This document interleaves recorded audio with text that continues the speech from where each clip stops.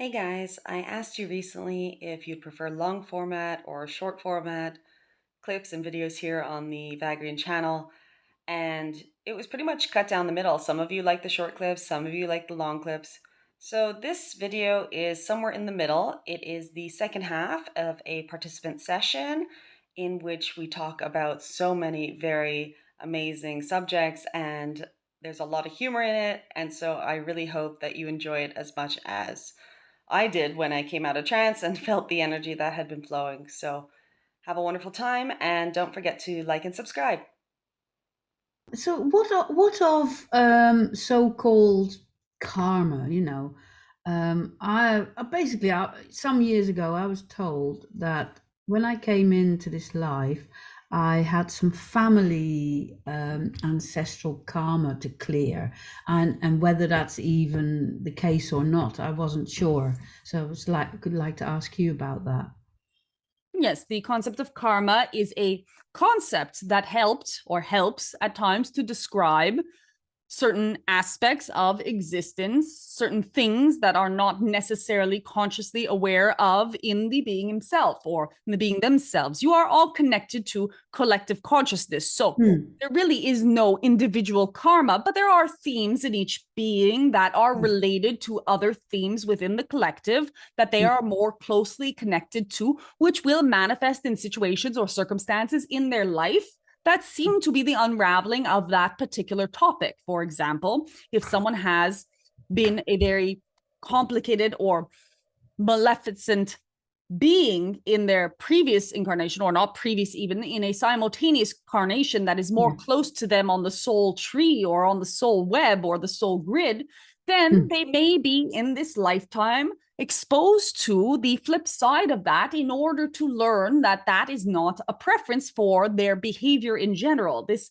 clears collective karma or ancestral. When they speak of ancestral karma, they are simply saying to you that you are closely connected to those other beings that were on your genetic family tree or your spiritual family tree that are in the same soul family as you. That is not the case for all families necessarily, in that it is also possible to have situations where a mother and a child are not on the same soul tree, or at least in the same proximity into which that they would have intermingling of themes. But most of the time, your themes are pretty consistent. There are themes that are outside of the human realm that you have no awareness of, but the human Hmm. themes are generally the same. And Hmm. karma was one of the modalities in which wisdom teachers attempted to explain the wheel of your interconnectedness, in that there is no victim that is not also, in some other version of themselves, the perpetrator of the same action. Hmm. Therefore, to label oneself as victim is to attack the perpetrator in another form. To label oneself as guilty for having committed something, for example, is also to condemn the victim of whatever crime you believe yourself to have committed. So the interconnectedness between all energy forms, and yes, all storylines, was attempted to be outlined in some of the wisdom teachings that are known of as karma. But what tends to happen for you as humans is, as teachings get further from their source, they also get altered or modified to suit your natural distortions. And humans have a natural distortion towards self-flagellation. Therefore, often the concept of karma is used to punish those who are, for example, victims, or to punish oneself. For example, I have this disease because in a past life I acted in an inappropriate way. Therefore, I am bad and evil, and I'm being punished by some non benevolent universe that is punishing me for some sin that I did not even commit in this particular lifetime. Or you are having that terrible experience because you in a past life had done this thing to another person. Both of these are incorrect statements, in that there is no external judgment of you in any point in time. Hmm. There is no one who is there to judge you and to dole out punishment or reward for your behavior. That is a human concept. That is the concept of do not sin or you are going to hell.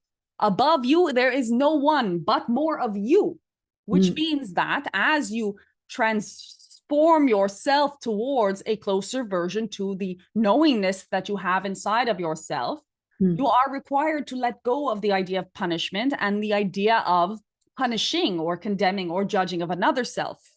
And in this letting go, you'll have a deeper understanding of having compassion, both for the victim and the perpetrator of any concept or theme that you think was inappropriate, and at the same time for yourself as all of the characters in the performance. So karma, yes, is a thing. There is that wheel of connectedness between all things. You are at some point every version of every other being that could ever have existed. And you do have a participation in the existence of all that is. So every crime is also your crime. Every glory is also your glory. But there's no specific karma that is needed to be paid. There are simply lessons or more of the same or the flip side of a coin that you yourself are interested in investigating. Okay. So you mentioned family tree or genetically family tree and also spiritual family. Yeah, because that brings me on to think that do we, as you know, do we come in with a group of other souls to kind of play out things again? Are we connected to, say, another group, a group of other souls to come reincarnate here again together somehow? Is that true or not? It is, in that each being that you have ever encountered is that part of your soul family, or you would not encounter that particular being. This is what brings you to the knowing of the significance of every being that is in your experience, be that human or even insect. So whatever appears to you is part of your soul journey, is part of your story, is part of what is closest to you and most useful to you for you to evolve in this particular incarnation.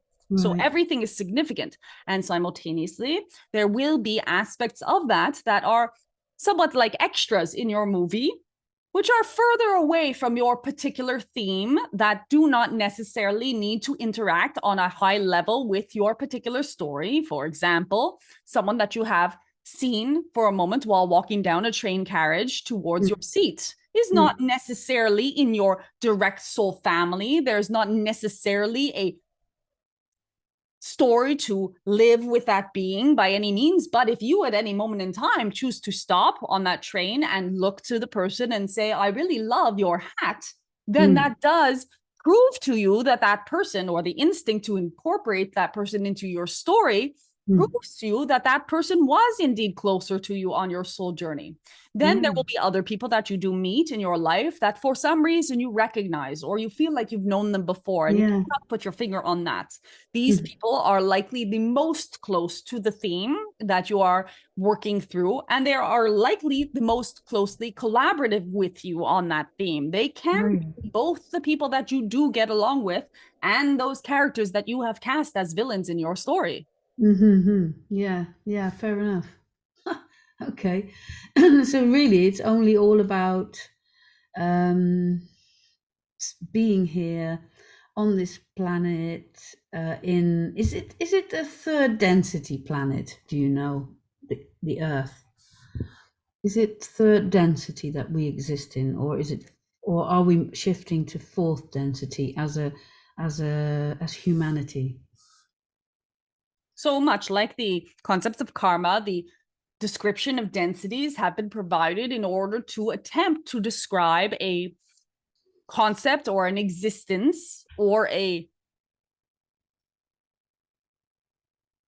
reality that is not necessarily exactly as the description states it to be. In other words, the densities are there in order to tell you where you are on the grid, where you are on the grid of the space between matter and non-matter, or what you would perceive of as non-matter. And it is a spectrum, much in the way the rainbow is a spectrum, in that though your physical eye can see many colors in the rainbow, it cannot see all of them because your eye is not attuned to be able to see those colors. Why is it not attuned to be able to see those colors? Because it is not necessary for you to see the colors that are in between, for example, yellow and orange. Right, yeah. Birds, on the other hand, do see colors in this way. They do see the refractions that humans cannot, or insects have also very attuned ability to see different broad spectrum of color, or would be perceived of as color if you could see it. For them, of course, it is not color because they do not have these concepts. They do not have the desire to have knowledge or logic or dismantle things of this nature. So the things that you have heard between the third density and fourth density, yes, they are accurate in that this is a transition period. It is as if you are in between two, and that these densities do signify a bridging between what you now know of as matter and the non-physical. The human being is a prime example of this. There are some other species on your planet who also have very attuned non-physical aspects of themselves, but humans are pretty much the only species on your planet that can communicate their knowing of being simultaneously physical and non-physical. And as more of you awaken to your non-physical aspects, more of your non-physical senses, more of your non-physical gifts will come to surface.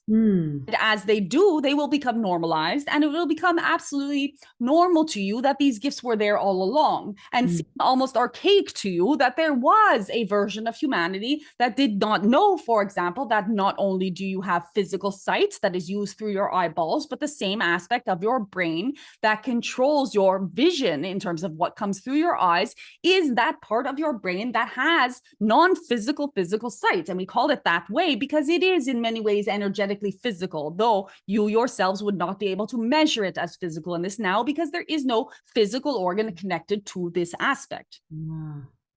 Right. Okay. And so my understanding is that once we say if I, as an individuation of the all that is, if I kind of more and more become aware of that and live from that knowing, then that it can say not rub off, but that you impact other beings around me and who I interact with, that sort of that they then also can do the same, become more aware of who they truly are. Yes. And then slowly but surely, as a collective, they call it the Great Awakening, isn't it? Like, so my power is with me. Yes. And that's where the only place where I have power and can start to make a change. And so if I start doing that, and if everyone individually did that, then would the Great Awakening actually happening? Because there's a lot of talk about that on a collective level.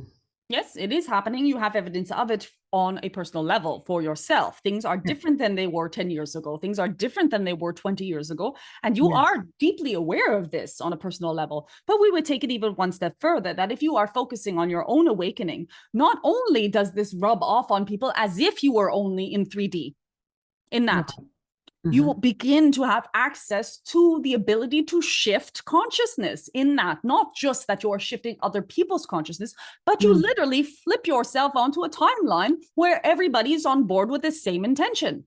As you flip onto this timeline more and more, because it is not one timeline, every now moment is the potential to shift to a new timeline, or to shift to the next timeline, or to the timeline in which the reality that you want to see in the world is more probable, because all of existence is based only on probability, not on certainty. So your desire for the probability is always focused on the world that you would like to see. Then all you have to do, and all the power in all of the world, is in your own hands. Wow. That's quite a responsibility then. But let's have fun with it. Yes. That is what you came here for, because ultimately it does not matter. No, right. Okay. So that makes me think of I only had a couple of questions, and now, as a result of what you're sharing, and it makes me, pop up other questions pop up. So one of them is that this idea that I remember as a child, I used to always say, "Oh, well, this is the last time. I'm not coming back here again," and that once you are fully awake to your own true sense in your being, that you can choose to come back as a, like they call it, a bodhisattva or something, somebody to come back as a teacher consciously to enhance, to teach the souls still here and who need to wake up. Yes, you can choose anything for yourself at any point in time, more so when you are non-physical. In your human form, you forget that you can choose. It does not mean you cannot choose. It means that you forget that you can choose. We will just say one thing about your bodhisattva concept. It is, yes, a concept, and it is someone who is born with a remembrance that is perhaps more heightened than humans, but they too have chosen to be human, in that they will come in always with some lesson that they are choosing for themselves to learn in that incarnation. And that might be the lesson of having wisdom but retaining humility, or that might be the lesson of experiencing physical illness, or that might be the lesson of any other thing that they have chosen pre-incarnation to come in, because it is of no service to anyone to come to help the planets, because the truth of the matter is in this incarnation game, it really is inconsequential what occurs, and you are all choosing, like we said earlier about the relationships, much of the drama that you are experiencing in order to be able to rise to an occasion of being a hero. For example, if there was nothing to save, then many of you would be bored here on this physical plane. You would say, why have I bothered to come here if there's no planet to save, or if there's no humanity to save, or if everything is peachy keen, where is the excitement in this incarnation? So right now, a theme that you're experiencing, that your collective is experiencing, is that theme of, for example, the introduction of new technologies, which you are a little bit cautious about and simultaneously very excited about. There is the theme of, are there beings on other planets? There is the theme of, oh, our planet is about to burst into a ball of flames. Now, none of these themes are necessary by any means. You have chosen them as a collective to have something to entertain yourself with, to have something to do. And yes, in the physical form, it does not feel very entertaining when it seems as if the ball of flames is arriving. But from your spiritual level, you know that even if that were the case, it would be interesting to roast some marshmallows. Oh, that's funny. Yeah, yes. Okay. We are glad you appreciate our humor. We often are tentative or notice that not having inflections or not having laughter is detrimental to our interaction. Oh, I see. No, that's really funny. That is. Well, I believe, and also I apply that in my life quite a lot, laughter for my own benefit, but also I think sharing laughter and laughing with other people is just, like keeping it light, as they say. Yes, and that's very, very important. And I think maybe that's one of the things I'm really good at, to do that, Well, that is wonderful. It is a wonderful tool and a gift to be able to tap into humor, because in the end, this is all very humorous. Yeah. Yeah. Indeed. So we might as well laugh, eh? Yes. Yes, indeed. Okay. So I've got a question about the level of being. I mean, the channel that the name of your channel is Vagrein. And where do you exist, and is it like, are you a collective of beings? So we can describe ourselves as non-locational. We are non-physical, therefore there's no location attributed with this level of consciousness. It is a hard concept for you to grasp. We understand that our descriptions have as of yet not been satisfactory, but if you could imagine substance as dispersed, for example, salt dissolved in a glass of water, you could imagine our consciousness as dissolved in the all that is, and that when you go and you take a spoonful of that water, it is clear that it is salted to you, but you do not see the salt. You do not necessarily perceive of the salt in other manners other than until you taste it in that one drop. So the energy being channeled through this is one drop, one aspect of the isness that we have allowed the name Vagrein to be associated with. And the only reason why this energy even has a name is because you as humans decide that you need to label things in order to be able to converse with them, or in order to be able to comprehend that this is different than something else. The truth of the matter is we do not separate ourselves from anything else. So we are the same energy as all of the energy. We are you in many factors, an aspect of you that you are in tune with at times and could tune into at any given moment if you wanted to. We are simultaneously a bag of dog shit that has been discarded in a park.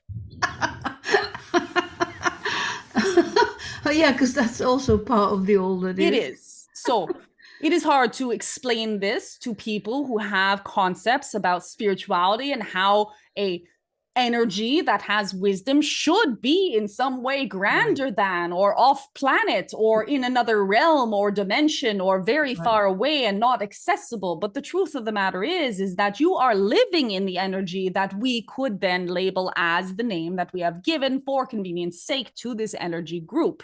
We label it as a group only because if we were to say it was an individual, the situation would get even worse in your comprehension. And then there would be the, well, what do you look like? And what do you eat? And where do you sleep? And the truth of the matter is that isness does not eat, sleep, or have appearance. It is all appearance. It is all location. Right. Yes. Oh, interesting. Yeah, of course.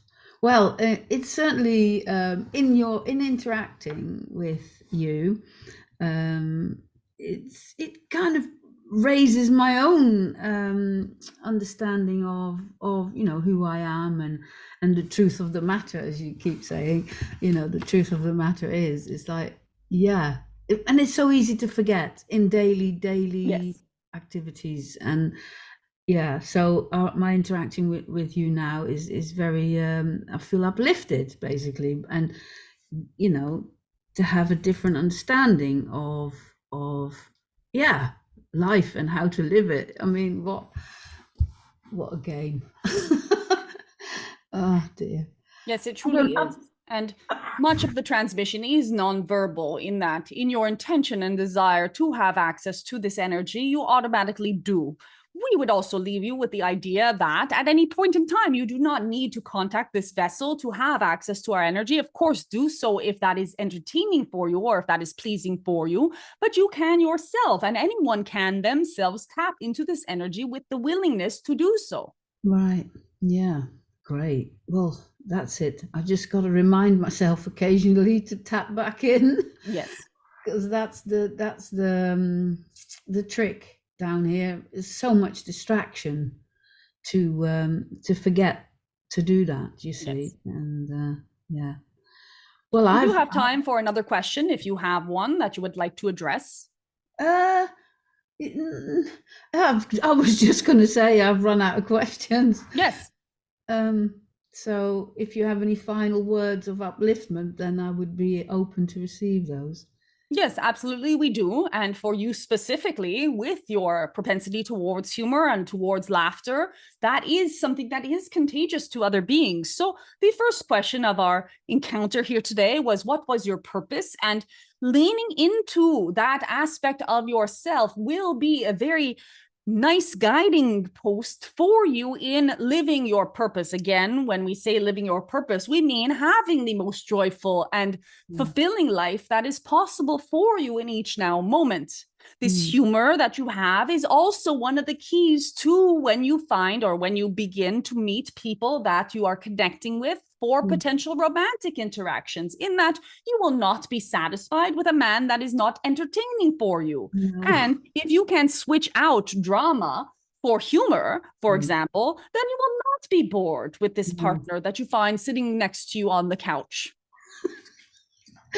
On the couch, yeah, or sitting on the back of a horse, or going traveling around the world. Yes, absolutely. We are giving you a mundane example of the potential, which will afford of course, occur at some point or other. Yes. We are not Oh, saying you will yes. spend the rest of your time there, but we were saying that even in the most mundane moments, if you find someone who can laugh at your humor, who can Yeah. understand you on that particular wavelength, which is Yes. very permanent in your personality, or very prominent, excuse Yes. us, in your personality, Yes. then you will absolutely have a satisfactory and fulfilling relationship with this person. Also, we will leave you with the thought that it is really your choice to bring this to you as fast or as slowly as you would like to. So if in this now moment you decide that you truly do want that relationship and you are ready to let go that anything that is standing in your way of having it, for example, the fear,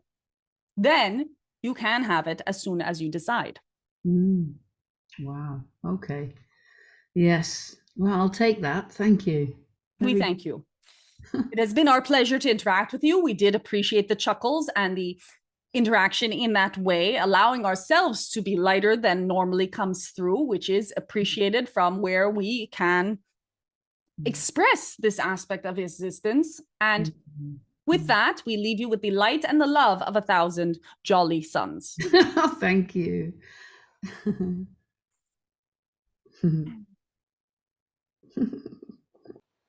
I hope that you enjoyed that session as much as we did in the participation of it.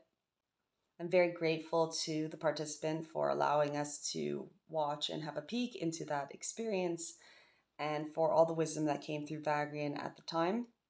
Please leave a comment if anything in this video talked to you specifically, or was enlightening for you, or was exciting for you, and I'd love to see those comments. It's one of my favorite parts of this work, is responding to you guys. So do keep those coming, and make sure to like and subscribe, because that really does help the channel, and it helps me to bring a lot more Vagrein content to you as soon as I can. So stay tuned for that, and I will see you here again soon. Bye-bye.